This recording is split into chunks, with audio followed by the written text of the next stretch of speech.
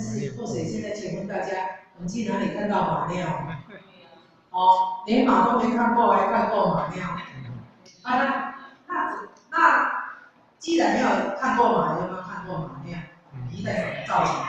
那就是用化石称谓来把它做成皮蛋啊。所以我们不要少吃为妙哦。那比如说都不吃少吃。还有臭豆腐，为什么臭豆腐要少吃？在发酵过程当中，很容易被那个微生物所污染，同时它又会包围大量的盐基氮，以及盐基氮以及它的硫酸氢氮，这个是蛋白质分解的腐败物质，对我们人体有害所以我们臭豆腐少吃，但是偶尔吃没关系啦，然后解馋嘛，因为8月15要烤，要速烤的话，烤那个臭豆腐不错，但是每人或者建议一下，每人分2块就好了，是2小块，不是2大块来，味精，每个人每日对味精的摄取量不超过6公克为原则。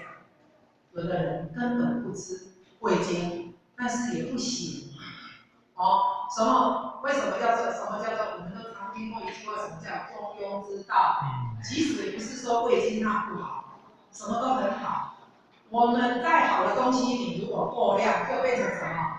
变成有害的所以我们都是要什么？摄取它，适量的摄取它。来菠菜，我们菠菜的营养丰富，但它含有草酸嘛它也让引起食物中宝贵的盐、素、锌、锂、钙的这个而被排出体内，引起我们人体锌、锂、钙的缺乏，所以我们菠菜要少吃来，8种食物，这个是下集猪肝在座的。